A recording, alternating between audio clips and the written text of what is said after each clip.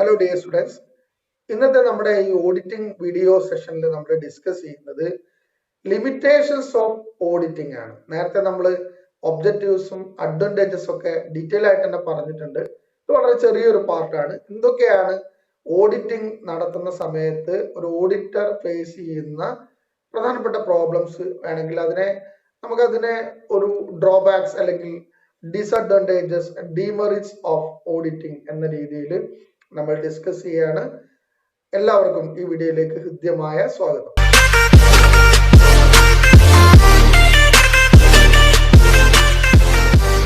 ഓഡിറ്റിംഗിന്റെ limitations നമ്മൾ പറയുന്ന സമയത്ത് അതിൽ ഒന്നാമതായിട്ട് തന്നെ പറയുന്നത് non detection of errors or fruits എന്നാണ്. അതായത് ഒരു ഓഡിറ്റർക്ക് ചില ടൈപ്പ് ഓഫ് ഫ്രോഡുകളും എറേഴ്സ് ഒന്നും ഐഡന്റിഫൈ ചെയ്യാനോ അതല്ലെങ്കിൽ അത് കണ്ടുപിടിക്കാനോ ഡിറ്റക്ട് ചെയ്യാനോ പറ്റിക്കൊള്ളുന്നില്ല. ഇതിന്റെ കാരണം നമ്മൾ നേരത്തെ ഓഡിറ്റിംഗിന്റെ ഒബ്ജക്റ്റീവ്സ് പറഞ്ഞിട്ടുണ്ടായിരുന്നു. ഇതിന്റെ പ്രധാനപ്പെട്ട സെക്കൻഡറി ഒബ്ജക്റ്റീവ്സിൽ വരുന്ന ഒരു കാര്യമാണ് detection of errors and detection of fruits എന്നൊക്കെ പറയുന്നത്.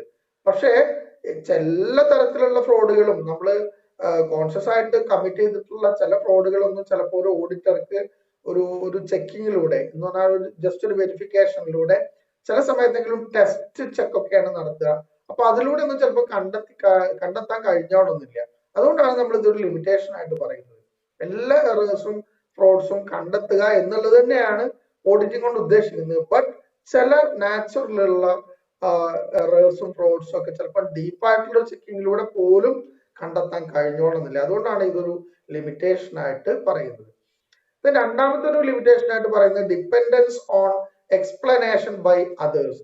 ഓഡിറ്റിംഗ് എന്ന് പറയുന്നത് ഇത് പലതരത്തിലുള്ള ആളുകൾ പലതരത്തിലുള്ള പാർട്ടീസ് ഉണ്ട്. Auditor has to depend on the explanation and information given by the responsible officers of the company. കമ്പനിയുടെ പലതരത്തിലുള്ള അക്കൗണ്ടന്റ് അടക്കമുള്ള ക്ലർക്ക് പോലെയുള്ള അവിടുത്തെ സൂപ്പർവൈസറി സ്റ്റാഫ് അടക്കമുള്ള കമ്പനിയുടെ സ്റ്റാഫ് റെസ്പോൺസിബിൾ ഓഫീസേഴ്സ് അവരുടെ എക്സ്പ്ലനേഷനും നമ്മളൊരു ചെക്കിങ്ങിൽ അതെന്ന് പറഞ്ഞിട്ടുണ്ടെങ്കിൽ ഓഡിറ്റിംഗിൽ കണ്ടെത്തുന്ന പല കാര്യങ്ങളും that must be explained by the officials.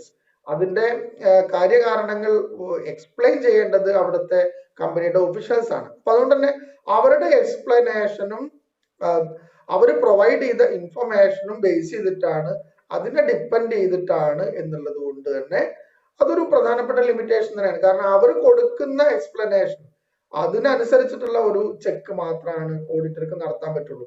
അപ്പൊ അതൊരു ചിലപ്പം എക്സാക്റ്റ് ആയിട്ടുള്ള പ്രോപ്പർ ആയിട്ടുള്ള ഒരു എക്സ്പ്ലനേഷനോ ഇൻഫർമേഷനോ അല്ലെങ്കിൽ ആ ഓഡിറ്റിംഗിന്റെ ഒരു ഓതന്റിസിറ്റിയും നഷ്ടപ്പെടാൻ സാധ്യതയുണ്ട്. അതാണ് രണ്ടാമത്തെ ലിമിറ്റേഷൻ ആയിട്ട് പറയുന്നത്. മൂന്നാമതായിട്ട് പറയുന്നത് dependence on the opinion of others. മറ്റുള്ളവരുടെ ഒപ്പീനിയൻ ഈ കമ്പനിയുടെ ഒഫീഷ്യൽസ് അല്ലാത്ത ചില സമയങ്ങളിൽ ചില എക്സ്പേർട്ടുകളുടെ ഒപ്പീനിയനും തേടേണ്ടി വരും. ഇപ്പോൾ നമ്മൾ ഒരു ഓഡിറ്റിംഗ് നടത്തുന്നത് ഏതെങ്കിലും പബ്ലിക് ഓഡിറ്റ് ഒക്കെ ആണെന്ന് വെച്ചാൽ അവിടെ സോളിസിറ്റേഴ്സ്, ലോയേഴ്സ്, എഞ്ചിനീയേഴ്സ്, ഒരു റോഡ് പണി നടന്നു, ഒരു ഗവൺമെന്റ് ഫണ്ടിൽ ചെയ്തിട്ടുള്ള ഒരു കാര്യമാണ്, അല്ലെങ്കിൽ ഒരു കൺസ്ട്രക്ഷൻ വർക്ക് നടന്നു. ആ വർക്ക് നടന്നതിന്റെ ഓഡിറ്റിംഗ് നടത്തുന്ന സമയത്ത് സ്വാഭാവികമായിട്ടും ഒരു ചാർട്ടേഡ് അക്കൗണ്ടന്റ് എന്ന് പറയുന്നത് എഞ്ചിനീയറിംഗിലോ ആർക്കിടെക്ചറിലോ അല്ലെങ്കിൽ മറ്റേതെങ്കിലും ലോ ഫീൽഡിലോ ഒന്നും എക്സ്പേർട്ട് അല്ല. അതുകൊണ്ട് തന്നെ സ്വാഭാവികമായിട്ടും ആ കാര്യങ്ങളിലൊക്കെ അതിനെ ബേസ് ചെയ്തിട്ടുള്ള ചില കാര്യങ്ങളിലെങ്കിലും എക്സ്പേർട്ട് ഒപ്പീനിയൻ, അതായത് എഞ്ചിനീയേഴ്സിന്റെയോ ആർക്കിടെക്ട്സിന്റെയോ അതുപോലുള്ള ഓരോ ഫീൽഡിലുള്ള എക്സ്പേർട്സിന്റെ ഒപ്പീനിയൻ നമ്മൾ ഡിപ്പെൻഡ് ചെയ്യേണ്ടി വരും. അതുകൊണ്ട് തന്നെ അവർ നൽകുന്ന ഒരു ഒപ്പീനിയൻ അനുസരിച്ചിട്ടുള്ള ഒരു കൺക്ലൂഷനിലേക്ക് അല്ലെങ്കിൽ ഒരു വെരിഫിക്കേഷനിലേക്ക് പോകാൻ മാത്രമേ ഒരു ചാർട്ടേഡ് അക്കൗണ്ടന്റിന് സാധിക്കുള്ളൂ. അതുകൊണ്ട് തന്നെ that is dependent on the opinion of this type of experts. അതൊരു ലിമിറ്റേഷൻ ആണ്.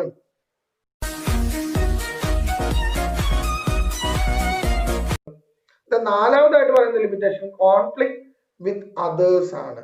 അതായത് നമുക്കറിയാം ഒരു ഓഡിറ്റർ സ്വാഭാവികമായിട്ടും ഒരു കമ്പനിയിൽ ഈ ഓഡിറ്റിംഗ് ചെക്കിംഗ് വെരിഫിക്കേഷൻ നടത്തുമ്പോൾ auditor may have differences of opinion with the accountants, management, engineers, etc. ഓരോ തരത്തിലുള്ള ആളുകളുമായിട്ടും അവർക്ക് ഒപ്പീനിയനിലുള്ള ഡിഫറൻസസ് വരാം.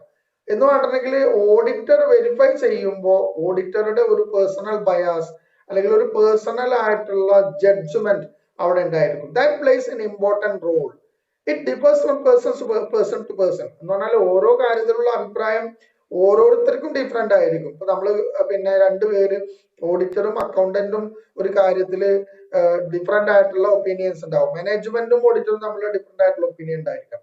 അപ്പൊ ആളുകൾക്ക് ഇടയിലുള്ള ഈ ഡിഫറൻസസ് എന്ന് പറഞ്ഞിട്ടുണ്ടെങ്കിൽ തോട്ട് പ്രോസസ്സിലുള്ള ഡിഫറൻസസും അവരുടെ കാഴ്ചപ്പാടുകളിലും പിന്നെ കൺസേണുകളിലൊക്കെ ഉള്ള ഡിഫറൻസസും ഒക്കെ വരാം. അപ്പൊ ആ കോൺഫ്ലിക്റ്റുകൾ ഓഡിറ്റിംഗിൽ സ്വാഭാവികമായിട്ട് ഉണ്ടാകുന്നതാണ്. അതൊരു പ്രധാനപ്പെട്ട ലിമിറ്റേഷൻ ആണ്. പിന്നെ അഞ്ചാമതായിട്ട് പറയുന്നത് എഫക്റ്റ് ഓഫ് ഇൻഫ്ലേഷൻ ആണ്. നമ്മള് ഓഡിറ്റിംഗിന്റെ കേസിൽ നമ്മൾ പറഞ്ഞു പ്രധാനമായിട്ടുള്ള ഒരു കാര്യമാണ് ഫിനാൻഷ്യൽ സ്റ്റേറ്റ്മെന്റ്സ് ചെക്ക് ചെയ്യുകയും വെരിഫൈ ചെയ്യുകയും അതിന്റെ ഒരു ട്രൂ ആൻഡ് ഫെയർ പിക്ചർ നമുക്ക് പ്രസന്റ് ചെയ്യുകയും ചെയ്യുക എന്നുള്ളതാണ് ഓഡിറ്റിംഗിന്റെ പ്രധാനപ്പെട്ട ഒരു objective.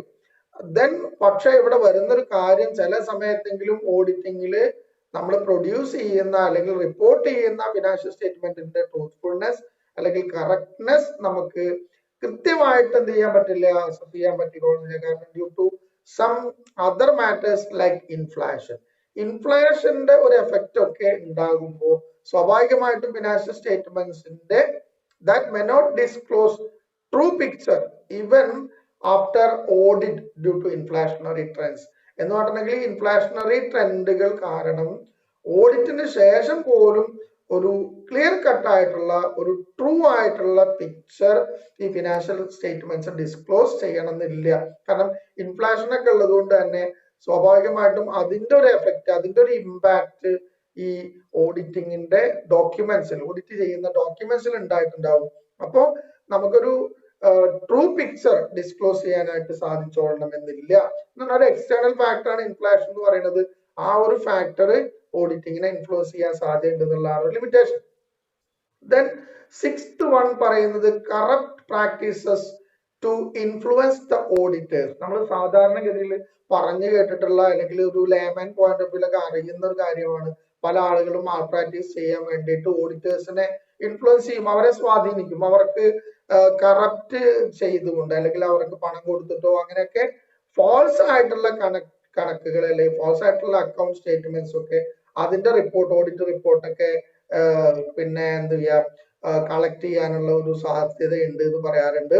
The management may use corrupt practices to influence the auditors and get a favorable report about the state of affairs of the organization. ഓർഗനൈസേഷന്റെ ട്രൂ ആൻഡ് ഫെയർ പിക്ചറിന് പകരം ഒരു അവർക്ക് മാനേജ്മെന്റിനോ അല്ലെങ്കിൽ അക്കൗണ്ടന്റിനോ അല്ലെങ്കിൽ അത് കൈകാര്യം ചെയ്യുന്ന ആളുകൾക്കോ ഫേവറബിൾ ആയിട്ടുള്ള ഒരു റിപ്പോർട്ട് ഈ ഓഡിറ്റർ അവരെ ഇൻഫ്ലുവൻസ് ചെയ്ത് കറപ്റ്റ് ചെയ്തുകൊണ്ട് അവർക്ക് ഏതെങ്കിലും തരത്തിലുള്ള ഓഫറുകളൊക്കെ കൊടുത്തുകൊണ്ട് ഫേവറബിൾ ആയിട്ടുള്ള റിപ്പോർട്ട് വാങ്ങിക്കുന്ന ഒരു സാഹചര്യം ഒരു സ്റ്റേറ്റ് ഉണ്ടാവാം.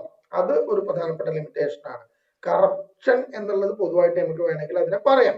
ദെൻ കറപ്ഷൻ പ്രാക്ടീസ് എന്നുള്ള ഒരു ടേമായിട്ട് നമുക്ക് അതിനെ പറയാം. ദെൻ ഏഴാമത്തെ ഒരു ഡിഫറൻസ് പറയുന്നത് നോ അഷുറൻസ് എന്നുള്ളതാണ്. Auditor cannot give any assurance about future profitability. എന്നാണെങ്കിൽ നമ്മുടെ കമ്പനിയുടെ ഒരു പ്രോസ്പെക്ട്സും ഫ്യൂച്ചറിന്റെ പ്രോഫിറ്റബിലിറ്റി ഒന്നും ഒരിക്കലും ഒരു ഓഡിറ്റർക്ക് അഷ്യൂർ ചെയ്യാൻ പറ്റില്ല. Auditor they just check the financial documents of the business organization that are already recorded and already they are already prepared by some persons like audit, like accountant, etc. അപ്പോ ഈ അക്കൗണ്ടൻസോ അല്ലെങ്കിൽ മാനേജ്മെന്റോ സബ്മിറ്റ് ചെയ്യുന്ന records, books of അക്കൗണ്ട്സിന്റെ correctness verify ചെയ്യുക എന്നുള്ളതിനപ്പുറത്തേക്ക് വളരെ വലിയ ഒരു എന്താ പറയാ അസസ്മെന്റ് ഒന്നും നടത്താൻ, അഷുറൻസ് ഒന്നും നടത്താൻ, അസസ്മെന്റ് അല്ല വളരെ വലിയ ഒരു അഷുറൻസ് ഒന്നും നൽകാൻ പ്രോഫിറ്റിന്റെ കാര്യത്തിലോ അല്ലെങ്കിൽ മറ്റേതെങ്കിലും ഫ്യൂച്ചർ പ്രോസ്പെക്ട്സിന്റെ കാര്യത്തിലോ ഒന്നും നൽകാൻ ഓഡിറ്റർക്ക് സാധിക്കില്ല എന്നുള്ളതൊരു ലിമിറ്റേഷൻ ആണ്. ഇതിന് എട്ടാമതായിട്ടൊരു കാര്യം പറയുന്നത് inherent limitations of the financial statements. ഇവിടെ ഒരു ഓഡിറ്റിംഗിൽ ചെക്ക് ചെയ്യുന്നതിന്റെ ഫിനാൻഷ്യൽ സ്റ്റേറ്റ്മെന്റ്സ് ആണ് profit and loss account, balance sheet, cash flow statement, ഇതൊക്കെയാണ്. ആ ഒരു ഡോക്യുമെന്റ്സിന് അല്ലെങ്കിൽ ആ ഫിനാൻഷ്യൽ സ്റ്റേറ്റ്മെന്റ്സിന് തന്നെ they have some inherent limitations. അത് പ്രിപ്പയർ ചെയ്യുന്നിടത്തുണ്ടാകുന്ന ഒരുപാട് ലിമിറ്റേഷൻസ് ഉണ്ട്. ആ ലിമിറ്റേഷൻസ് കാരണം ഓഡിറ്റിംഗ് ഏറ്റവും നല്ല രീതിയിൽ നടക്കുക എന്നുള്ളത് ചിലപ്പോൾ സാധ്യമാവാതെ വരാം. നമുക്ക് അതിനെ പറയും financial statement do not reflect current values of the assets and liabilities. ചിലപ്പോ അസറ്റും ലയബിലിറ്റി ഒക്കെ ബാലൻസ് ഷീറ്റിൽ കാണിച്ചിരിക്കുന്നത് കറക്റ്റ് ആയിട്ടുള്ള ഒരു വാല്യൂസ് ആവണമെന്നില്ല. അവിടെ ശരിക്കും അത് management many items are based on personal judgment of the owners. ഓണേഴ്സിന്റെ പേഴ്സണൽ ജഡ്ജ്മെന്റിന്റെ ഫലത്തില് അസറ്റ് ഒക്കെ വാല്യൂ ചെയ്തിട്ടുണ്ടായിരിക്കാം. certain non monetary facts cannot be measured. Non monetary ആയിട്ടുള്ള ഒരുപാട് ഫാക്ടേഴ്സ് ബിസിനസ്സിനകത്തുണ്ട്. അതൊന്നും എന്ത് ചെയ്തിട്ടുണ്ടാവില്ല, മെഷർ ചെയ്യാൻ പറ്റിയിട്ടുണ്ടാവില്ല. അപ്പൊ അതൊന്നും ശരിക്കും നമ്മുടെ ബാലൻസ് ഷീറ്റിനകത്ത് വരുന്നില്ല. അതുകൊണ്ട് തന്നെ എക്സാക്റ്റ് ആയിട്ടുള്ള ഒരു ട്രൂ ആൻഡ് ഫെയർ പിക്ചർ ആയിട്ടുള്ള ഒരു ഓഡിറ്റിംഗ് റിപ്പോർട്ട് നൽകാൻ, ഒരു കമ്പനിയുടെ ട്രൂ ആൻഡ് ഫെയർ വ്യൂ കാണിക്കാനായിട്ട് ചിലപ്പോൾ സാധിച്ചോളുന്നില്ല. Auditor statement due to these limitation cannot exhibit true position. നമ്മൾ നേരത്തെ പറഞ്ഞ പോലെ ബാലൻസ് ഷീറ്റിലോ അല്ലെങ്കിൽ പ്രോഫിറ്റ് ആൻഡ് ലോസ് അക്കൗണ്ടിലോ കറക്റ്റ് അല്ലാത്ത നമ്മുടെ വാല്യൂ കൃത്യമായിട്ടുള്ള ഫിനാൻഷ്യൽ സ്റ്റേറ്റ്മെന്റ്സിലുള്ള വാല്യൂസിനെ നമുക്ക് ഏറ്റവും നല്ല രീതിയിലുള്ള ഫിനാൻഷ്യൽ സ്റ്റേറ്റ്മെന്റ്സിലുള്ള വാല്യൂസിന്റെ കറക്റ്റ്നെസ് വളരെ പ്രധാനപ്പെട്ടതാണ്. അത് സ്വാഭാവികമായിട്ടുണ്ടാകുന്ന നമ്മൾ സാധാരണ ഫിനാൻഷ്യൽ സ്റ്റേറ്റ്മെന്റ്സിനുള്ള ഇൻഹറന്റ് ആയിട്ടുള്ള ലിമിറ്റേഷൻ കാരണം അതിനകത്ത് ചില ഫോൾട്ടി ആയിട്ടുള്ള വാല്യൂസ് ഒക്കെ ഉണ്ടാകാം. അസറ്റിന്റെ ലയബിലിറ്റിയുടെ കേസിൽ especially that is what is we said like these inherent limitations of financial statement that affect the correctness of the audit report, അല്ലെങ്കിൽ that lead to the failure of auditing to exhibit true position of the business organization. Then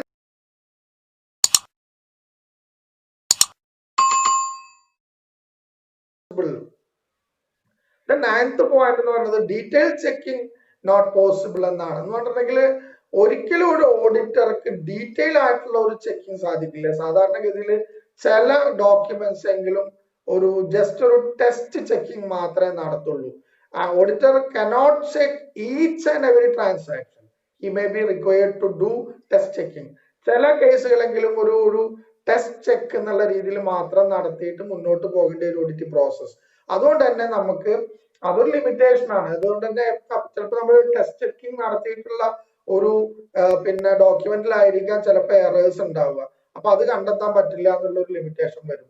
അപ്പൊ checking എന്ന് പറയുന്നത് detail ആയിട്ട് നടത്താനായിട്ട് ഓഡിറ്റിംഗിൽ സാധ്യമല്ല. ചിലപ്പോഴെങ്കിലും test checking നടത്തേണ്ടി വരുന്നു എന്നുള്ളത് ഒരു ലിമിറ്റേഷൻ ആണ്. ദെൻ ലാസ്റ്റ് ലിമിറ്റേഷൻ ആയിട്ട് നമ്മൾ പറയുന്നത് auditing is A postmortem examination of accounts എന്നാണ്. നമ്മൾ പല തരത്തിലുള്ള നമ്മുടെ പൊതുവെ നമ്മൾ ഫിനാൻഷ്യൽ സ്റ്റേറ്റ്മെന്റ്സ് തന്നെ എന്താണ് ഒരു historical representation of the transactions that are already happened that during the previous years എന്നാണ് നമ്മൾ പറയാം.